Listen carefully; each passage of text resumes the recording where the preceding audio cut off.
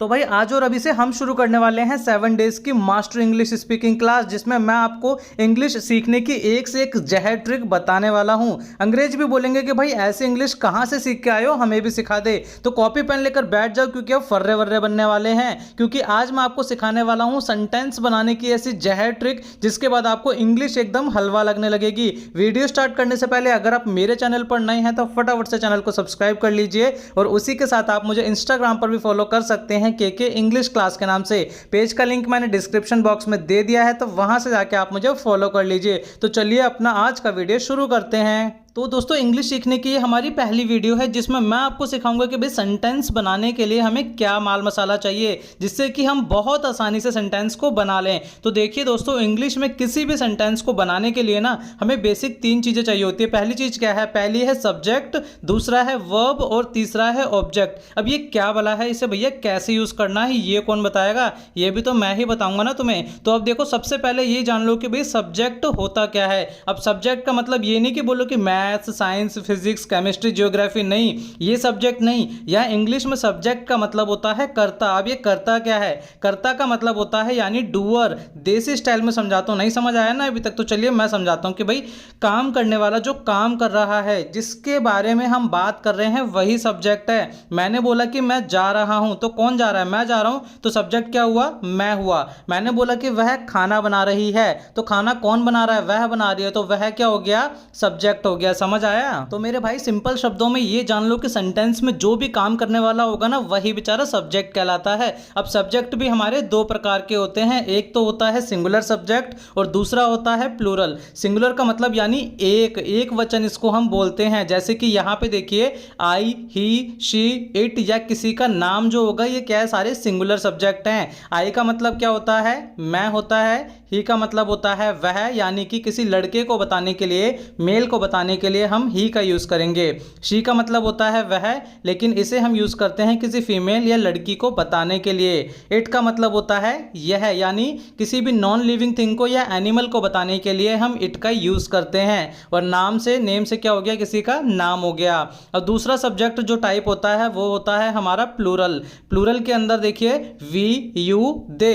We का मतलब हो गया हम लोग, यानी एक से ज्यादा की जब हम बात करेंगे तो वो प्लूरल सब्जेक्ट होगा, और सिंगुलर एक की जब हम बात करेंगे तो वो क्या होगा? हमारा सिंगुलर सब्जेक्ट हो जाएगा। यू का मतलब होता है तुम या तुम लोग, ओके। और दे का मतलब हो गया वे लोग। इसको कॉपी में फटाफट से लिख लो, फर्रे बना लो भाई। इसको याद रखना है, इसे अच्छे से आज पूरी रात बैठकर इसको रटना है बस तुम्हें अच्छे से। तो अब ये सब्जेक्ट का फंडा तो हमें क्लियर हो गया। इसके बाद हम बात करते हैं वर्ब की। अब ये अंग्रेज भी ना हमें 2 तरह के वर्ब देकर चले गए। पहली तो होती है हमारी हेल्पिंग वर्ब, जो कि हम सेंटेंस बनाने में हेल्प लेते हैं इस वर्ब की, और इसे यूज करके एक प्रॉपर सेंटेंस बनाया जाता है। ये हेल्पिंग वर्ब भी ना बहुत सारी होती है। देखिए यहाँ पे इतनी सारी हेल्पिंग वर्ब्स मैंने लिखी हैं, जैसे कि is, am, are, was, were, has, have, do, can, could, should, would. इतनी सारी हेल्पिंग वर्ब्स हमारी होती हैं, जिनकी हेल्प से सेंटेंस को बनाया जाता है। इन सभी हेल्पिंग वर्ब्स के ऊपर मैंने डिटेल में भी वीडियो बना रखी है। यहाँ पे डिस्क्रिप्शन में जाके उन वीडियोस को अगर आप देखें तो आप उन्हें आसानी से देख सकते हैं और एक डिटेल कॉन्सेप्ट को बहुत आसानी से समझ सकते हैं।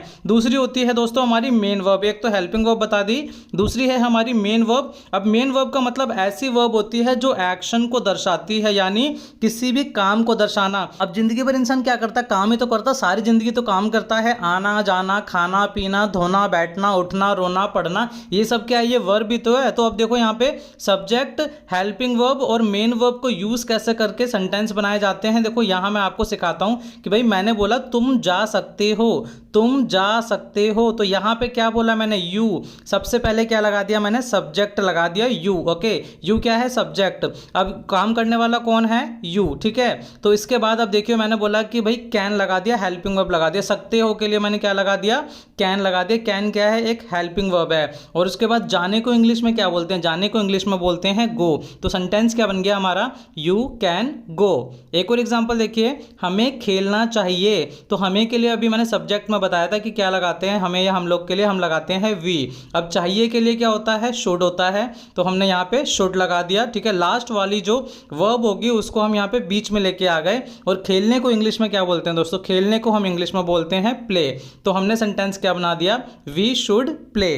तो अब कोई टीचर इसको सेंटेंस को देखे और बोले कि भैया इसमें ऑब्जेक्ट कहाँ है, तो रुक जाओ यार, बेसिक सीख रहे हैं, बच्चों को धीरे धीरे सीखने दो, नहीं तो दिमाग घूम जाएगा, मेरी वीडियो छोड़ के भाग जाएंगे। तो जैसे मैंने अभी तक आपको बताया, तो इस बेसिस पे इन 5 सेंटेंस को खुद से बनाकर देखो और कमेंट बॉक्स में लिख भी देना, जिससे कि अगर कोई गलती हो तो मैं आपकी गलती को बता दूं। अब देखो भाई, इसके बाद हम बात करते हैं ऑब्जेक्ट की, कि ऑब्जेक्ट होता क्या है। जिसके ऊपर कोई काम हुआ हो, इस बेचारे को लास्ट में रखा जाता है दोस्तों, इसीलिए तो हम इसे लास्ट में सीख रहे हैं, ठीक है। अब ऑब्जेक्ट क्या है, जिसके ऊपर काम हुआ, जैसे कि मैंने बोला वह फुटबॉल खेलता है, तो वह के लिए हमने लगा दिया, लड़का है तो ही लगा दिया, क्या खेलता है, ठीक है, खेलने के लिए हमने लगाया प्लेज, ही प्लेज, क्या खेलता है, फुटबॉल। तो काम किसके ऊपर हुआ, लात किसको मारी गई, फुटबॉल को, खेला किसके साथ गया, फुटबॉल के साथ, ठीक है, तो इसलिए फुटबॉल को हमने लास्ट में लगा दिया, ही प्लेज फुटबॉल।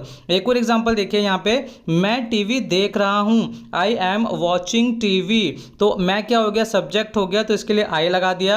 अब इसके बाद हेल्पिंग वर्ब लगाई एम, आई एम, और मेन वर्ब क्या हो गया, वॉचिंग। वॉच का मतलब क्या होता है, देखना, क्या देख रहा है, टीवी, तो काम किसके ऊपर हुआ, टीवी, ठीक है। तो यहाँ पे किस चीज को देखा गया, टीवी को देखा गया, तो देखो आई सब्जेक्ट हो गया, एम हेल्पिंग वर्ब हो गया, वॉच मेन वर्ब हो गया, और टीवी क्या हो गया हमारा, टीवी हो गया हमारा ऑब्जेक्ट। देखा कितनी आसानी से इंग्लिश में सेंटेंसेस को बनाया जा सकता है। एक और एग्जांपल देख लीजिए भाई यहाँ पे, कि सोनू आम खा रहा है। अब ये क्या है, नेम है किसी का, सिंगुलर नेम है, सोनू लगा दिया, उसके बाद हमने इज लगाया, खा रहा है, खाने को हम बोलेंगे ईटिंग, क्या बोलेंगे, ईटिंग बोलेंगे। सोनू इज ईटिंग, क्या खा रहा है, मैंगो, आम खा रहा है, तो सोनू इज ईटिंग मैंगो। तो देखा दोस्तों, इंग्लिश में किसी भी सेंटेंस को बनाना इतना भी मुश्किल नहीं है जितना आपको लगता था, इससे भी आसान और इससे भी बहुत गजब की चीजें मैं आपके लिए लेके आने वाला हूं। ये तो एकदम बेसिक सा वीडियो है, तो कमेंट में कुछ अच्छा अच्छा सा लिख दीजिए, और वीडियोस मैं आपके लिए लेकर आता रहूंगा। वीडियो पसंद आई हो तो वीडियो को लाइक करें, शेयर करें, ज़्यादा से ज़्यादा अपने गली मोहल्लों में सबके साथ इसको शेयर कर दें,